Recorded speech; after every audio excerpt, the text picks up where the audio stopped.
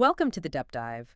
Today we're strapping in for a pretty intense analysis of Chapter 6 from the Arcist saga. Yeah, we're going straight into the deep end here. Arcus is just teetering. Exactly. It's a city caught, really, between these three huge forces. You've got ancient fanaticism, super organized crime, and then this government response that's just sheer brutality. It really is a perfect storm. And the sources you pulled together are fantastic. Our job today, really, is to look at those first moves, Starfaller, his new group, the Grim Shadows, and figure out what they're actually up against. Because there are two very different dangers emerging, aren't there? Totally. You've got the weird stuff, the Malzaroth cult, this esoteric threat, and then the very real, very strategic threat of the Silver Veil. And we need to get a handle on the immediate tactics, but also, the bigger war that's clearly just kicking off. The setting itself just screams decay, doesn't it? Starfaller's looking down from this crumbling cathedral, narrow streets, buildings falling apart, that smell. Ugh, yes, stagnant water and burnt oil. Grim. But it's deceptive, right? Because beneath all that grime, the city's buzzing. Coded messages, informants, stolen artifacts moving around. It's a pressure cooker. And Okay. Chapter 6 is where it properly explodes, especially in the Eastern District. Okay, so let's start with maybe the strangest part, the Malzaroth cult, the Black Dream stuff. Right. The Lord of Whispers. Yeah. Or even creepier, the Unmaker. Those aren't just, random fanatics yelling on a corner. They're distinct. How so? What defines them visually? Well, the descriptions are pretty chilling. Pale, really gaunt, dressed in these dirty robes. Right. And then they've got these jagged ritual scars. The eyes. Yeah, the eyes are key, burning with this intense, fanatical light. It's unsettling just reading about them. So they gather on this stone dais, and the sermon they give, it's not about hope or anything. It's bleak. Your annihilation, doom has finally come. That's the message. They're telling people to embrace the Black Dream. And praising Malzaroth. Great old one, who was here before the first stars burned bright. It sounds like cosmic horror territory. Absolutely. And this is where it gets really interesting, because it's not just words. There's actual power being used. Dark power. How does that manifest? The figure leading the sermon, his voice. Yeah. It's described as being layered, like multiple voices whispering under his main words. Okay, that's creepy. And it has an immediate physical effect. A noblewoman in the crowd just collapses, blood trickling from her nose, clutching her ears. It's like a psychic attack before any physical violence starts. Wow. And then the physical violence begins. Yeah, and it confirms this isn't natural. One of the cultists moves incredibly fast, unnaturally so, and slits a merchant's throat. Horrible, but standard violence in Arcist, maybe? Ah, but here's the twist. It's not just blood. The source says, a pulse of black mist hissed from the wound. Black mist. Yeah, and instantly the victim's veins turn ink black under their skin. Then they drop. This isn't just murder, it's ritualistic. It's dark magic used aggressively, meant to terrify. Right, meant to consume. So this chaos erupts, and then the city guard steps in. Yep, led by Captain Vargan Voss. He's described as grizzled veteran. Competent in a way, but also greedy and ruthless. Utterly ruthless. And his response is pretty predictable for that type, I guess. Textbook brute force.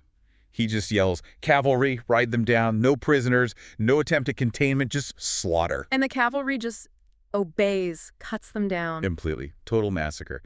But here's the chilling part Starfaller observes. What's that? The cultists aren't afraid. They seem to welcome death. They have these twisted smiles as they're cut down. That's deeply disturbing. And some of them even detonate themselves, like suicide bombers, but using this searing black fire, weaponizing their own deaths. Jesus, so Voss just kills them all and then... Orders the bodies burned. Yeah. Publicly, to make an example of them. Standard procedure for suppressing dissent in Arcist, maybe. But Starfaller sees something more, doesn't he? He doesn't just see a riot put down. Exactly. He's observing, analyzing. He realizes Voss's methods are completely missing the point. This isn't just about killing the fanatics. What does he notice specifically? He notes the fire Voss ordered. It burns too dark, too cold. That's not natural fire. And crucially, he sees a shadow move within the flames. Yeah. Even after the bodies are burning. So the darkness, the entity, whatever it is, it's still there, watching. Precisely. Voss's brutality dealt with the symptom, the physical bodies, but completely failed against the actual esoteric threat. It's a tactical win, maybe, but a huge strategic failure. And Starfaller sees that. Okay, so the city guard is basically useless against the real threat here, which means Starfaller has to deal with the more immediate conventional problems himself. Right. He can't tackle the cosmic horror yet, so he has to pivot to the Silver Veil, the organized crime element that's suddenly escalating. So the contract comes in, right? He gets this mission at his base, the grave, from the rat catcher. Yeah, the rat catcher, his informant. And the contract is blunt, a complete wipe of the Silver Veil. But the reason for the contract is what's really alarming. This is the big shift, isn't it?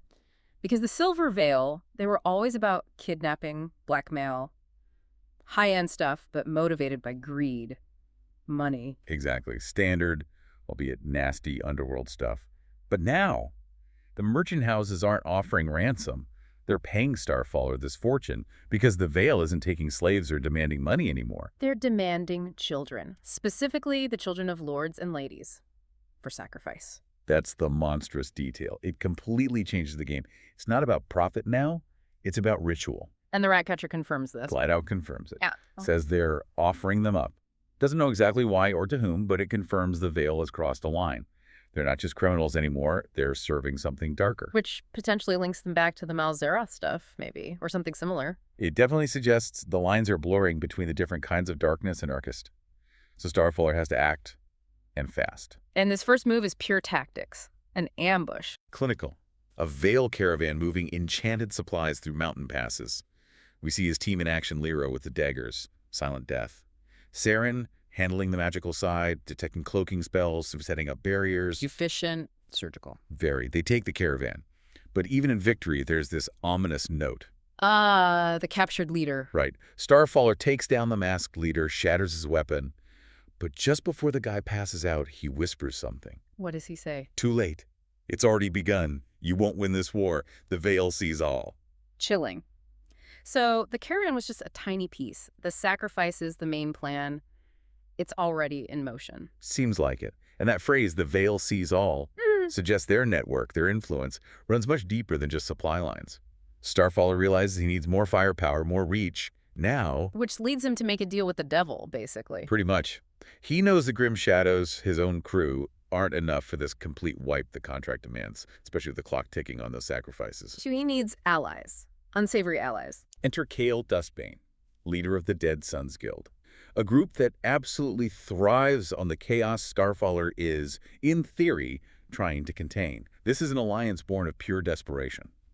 Tell us about Dustbane. What's he like? He's a great character. Lean, fast, sharp, wears dark leathers. The key description is he doesn't like being second to anyone. He radiates cunning and ambition. So, not exactly thrilled to help Starfaller fight his rivals, I imagine? Not at first. His initial reaction is pure skepticism. He basically asks why he should risk his own operation for Starfaller's noble cause. Says flat out, I don't deal in promises. You want something tangible. Exactly. Saren tries to appeal to his ambition, points out that taking down the Veil means the Dead Sons become the undisputed top dogs in the underworld. Does that work? Not really. Kale seems more interested in immediate gains, not hypotheticals. He's a pragmatist, a cynical one. So how does Starfaller convince him? Starfaller plays his trump card. He reveals what they captured from the caravan ambush. The wagons loaded with weapons, enchanted gear, valuable resources. Tangible assets. Right. And the source says Kale's initial sort of amused indifference just vanishes. It's replaced by this sharp, focused look of greed. That seals the deal. But it's not exactly a friendly partnership. Oh, not at all. It's purely transactional and hostile.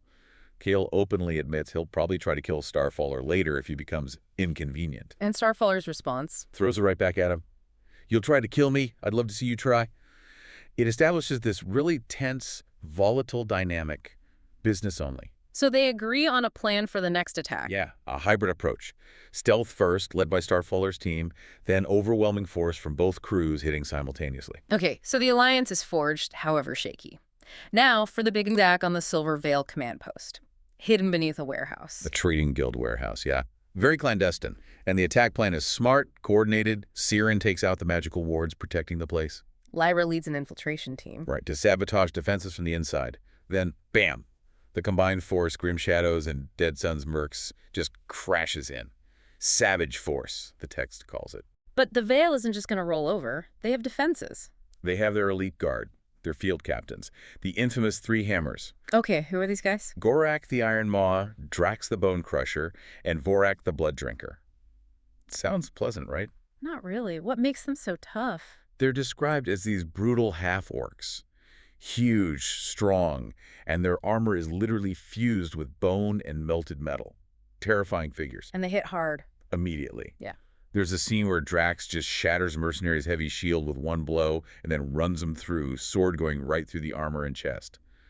Pure, terrifying strength. So Starfaller is facing real monsters here, not just thugs. Definitely. And he goes to the most dangerous one, Vorak the Blood Drinker.